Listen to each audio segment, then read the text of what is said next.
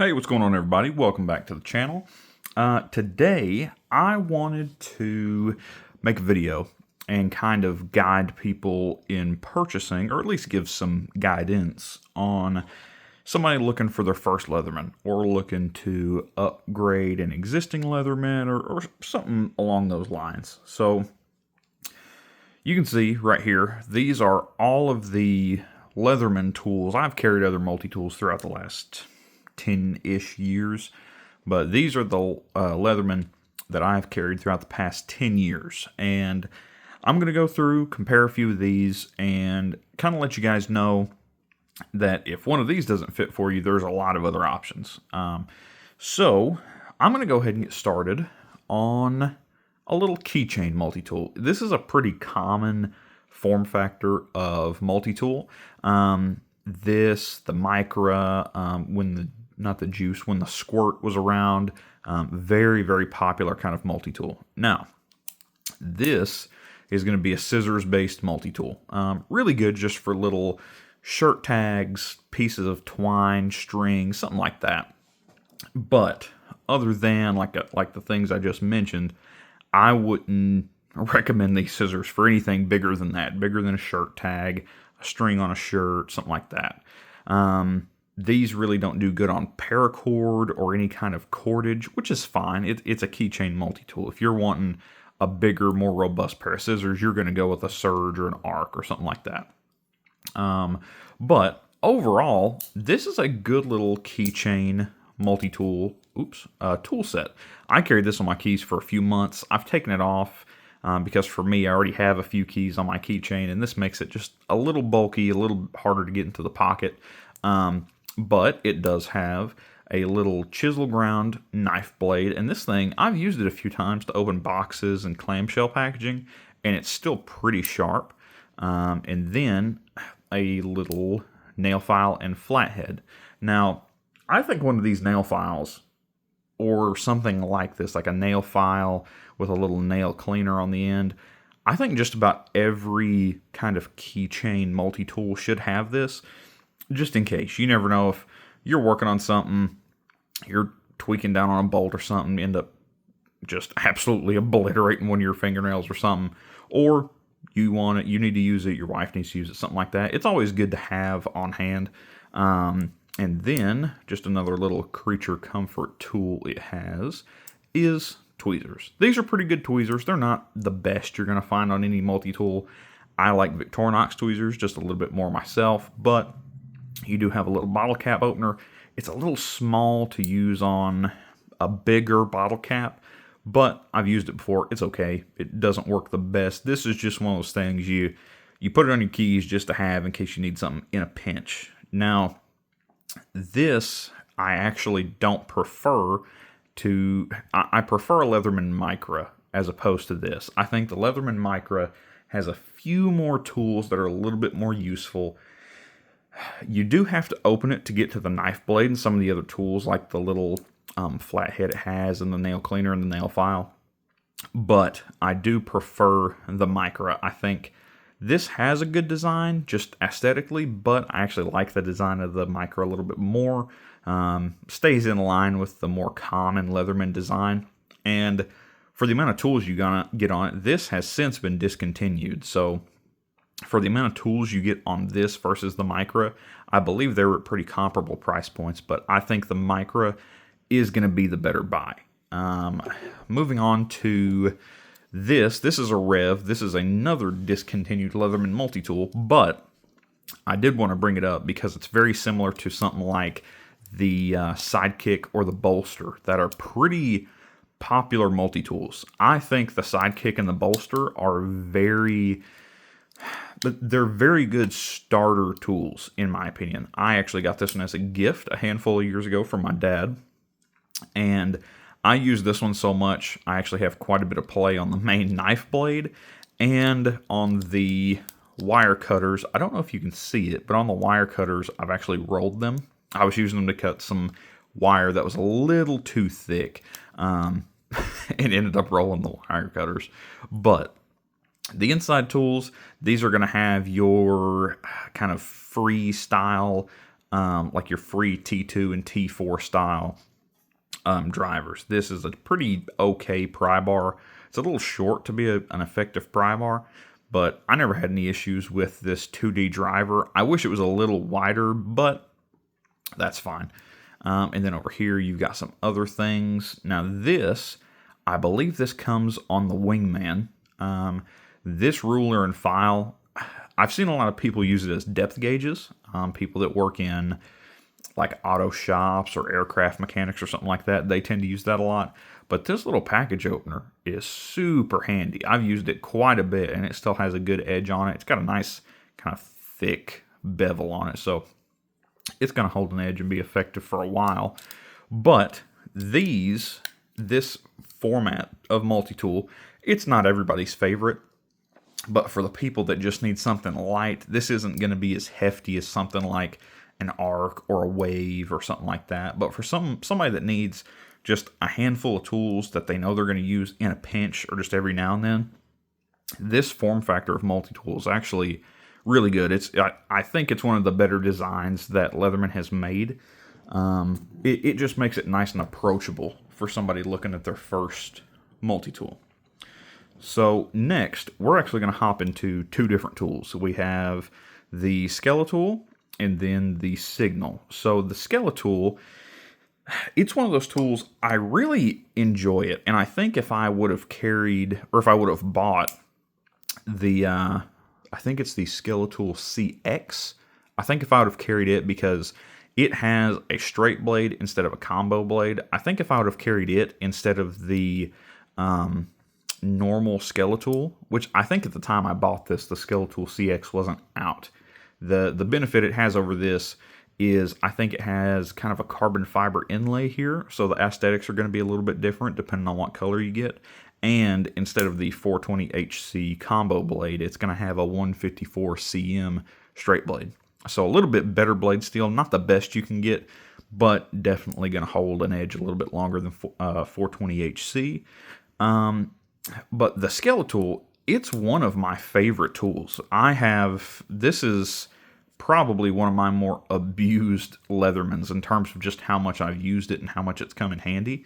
I did often find myself needing more tools. I found myself needing a serrated blade, a good pair of scissors, a little bit heftier pair of wire cutters, and that's why I kind of progressed from buying more Leathermans after this one. But the Skeletool, it's one of those tools, the few tools it has on it, it does really well. Like, the only shortcoming in the Skeletool, I think, is these pliers. These pliers are pretty small. If we compare them to like a medium duty tool in something like the Arc, let me open it up here. You can see how much more robust the Arc pliers are compared to the Skeletool. And this is going to be a light duty, light EDC pocket carry multi-tool. Not everybody's going to want to pocket carry something like the Arc, something that's that big. But looking at the Skeletool, it's got the integrated pocket clip already on there. Comes like that from the factory. It's a solid pocket clip. I've never even come close to bending this thing out. You have a really good bit driver, and this actually has a system that I wish Leatherman would put on more tools. This little bit release, I wish they would integrate this into more tools. I've used these flatheads as pry tools to open paint cans or peel up staples. I've really wrenched down on these before, and the Phillips that comes with it in the scales. But I feel like this bit driver or this bit exchanger would really work well in something like the Surge, where it has a little bit more space in the body. I feel like it would work really well to have this as a fold-out bit exchanger with the additional release, because I've noticed before on something like my Arc, if I have this in kind of the pistol configuration, the pistol grip, where I'm really wrenching down on something, the bit will kind of bind up in the screw or the fastener that I'm using it on, and when I go to take it out, the bit will come with it and kind of hang in there, and I'll have to wiggle it out. But with the Skeletool, I never had that issue. This was always a super solid tool, and it's one of the few Leathermans I can say kind of disappears in your pocket. I think it's just one of those tools that's really well received. It's really not thick at all, even comparing it to something like a Rev. They're almost the exact same width. I mean, there's not much more there, and in ways of like up here in the plier pivots, they're actually a little bit more beefy. So, nice tool. I really enjoyed carrying it. Kind of on the flip side of that coin, I really didn't enjoy carrying the Signal. Now, for somebody that has an outdoors job, like a park ranger or somebody involved in wildlife or something like that, I think the Signal could be a really good tool. When I bought the Signal, I envisioned it being like a beefed up Skeletool, and it's not really what it is. The Signal's kind of in its own, I don't want to say it's in its own league, but it's kind of in its own category for Leatherman tools. It's not a beefed up Skeletool. It's not a toned down Wave or anything like that. It still has the combo blade, which is very similar to the Skeletool. This one's a little bit different. You can see the grind on the serrations is actually flipped from the Skeletool. But the tools that it has on here, there's some that are on here that are really interesting. Like this pommel surface, you can see they've carried this over into other tools like the Arc. I guess it was a well-received tool to have. I wouldn't use this as a dedicated hammer, but I have used it before just to maybe tap a shim in or do something like that. So the tool set's pretty good.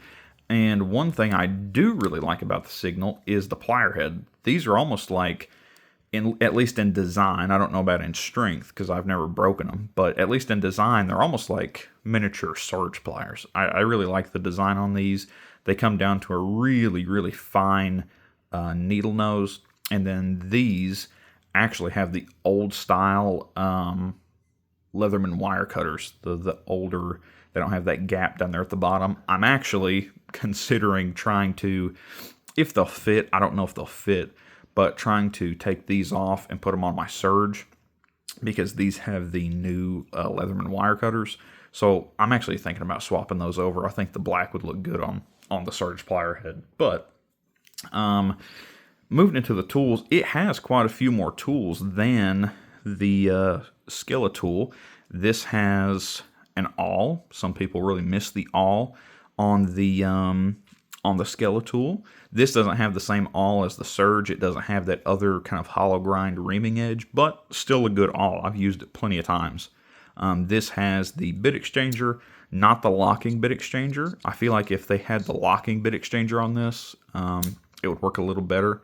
And then they have the can opener with the wire stripper that we've seen on some other tools. And these tools are locking, so there's no worry there. They have almost like the Wave kind of tool locking system.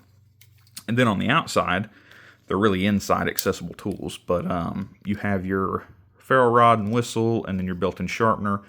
Good for in a pinch, and with this raised edge right here, you can touch up some of the serrations on the main blade. So that's really nice. But yeah, the Signal to me just was not the tool I expected it to be. I think if they made a Skeletool Plus and kept with the same design, beefed up the plier head, and didn't even change the tool set, maybe include something else like an awl or a can opener or something, and beef it up, give it the Signal plier head with a little bit longer body, include, like I said, maybe one or two different tools, but really just beef it up. I feel like that would be a pretty well-received tool. Now, moving on, it's kind of an oddly common comparison I've seen people talking about, and that's the Surge and the Arc.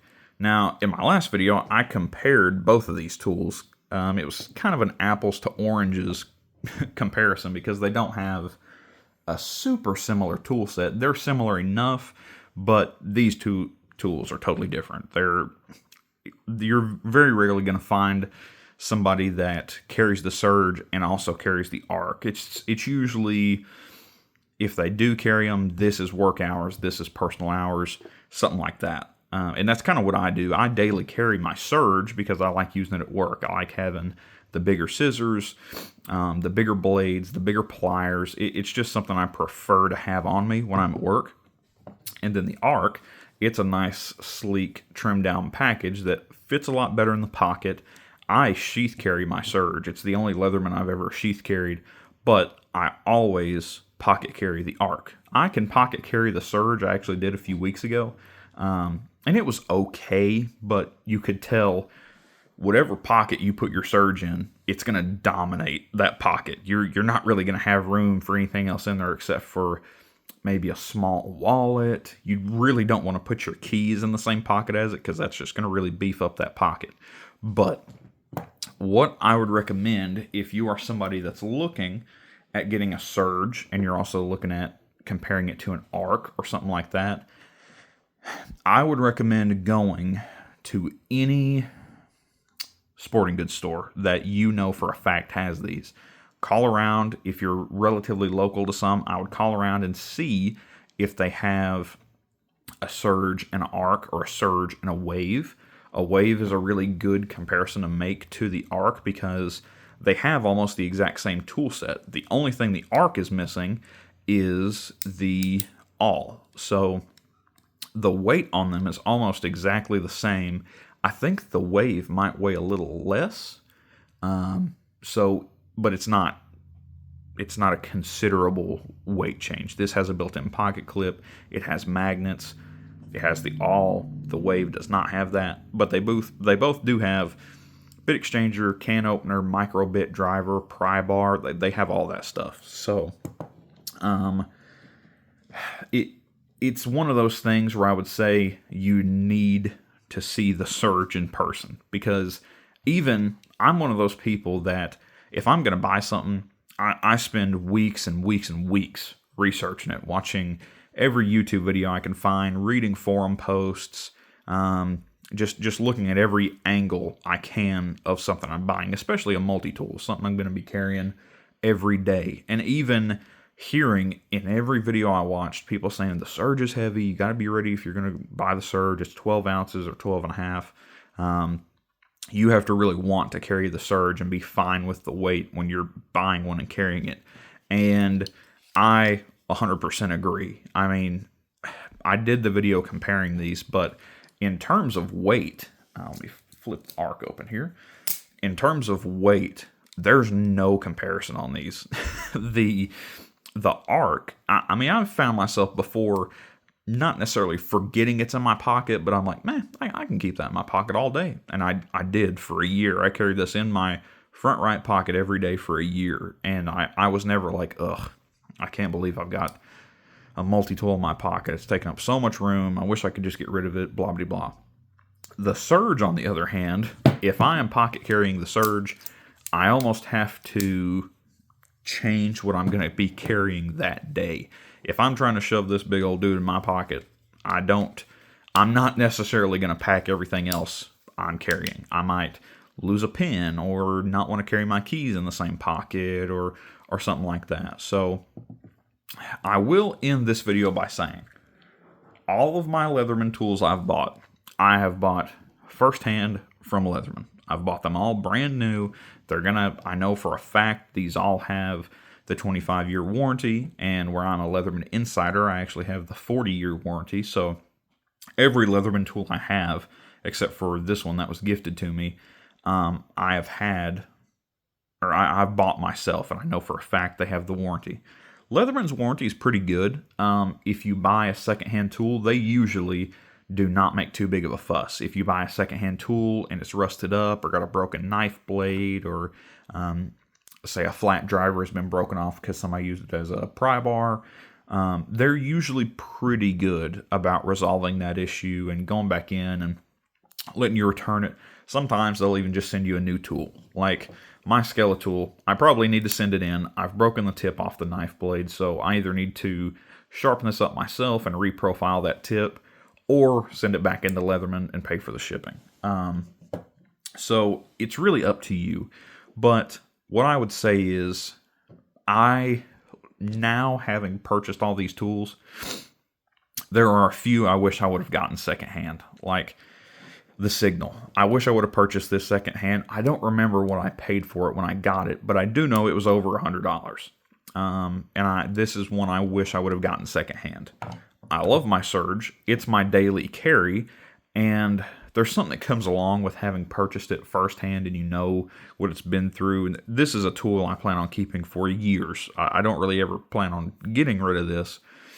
But in the grand scheme of things, I paid $150 for this tool, and you can find them on eBay or Facebook for easily under $100.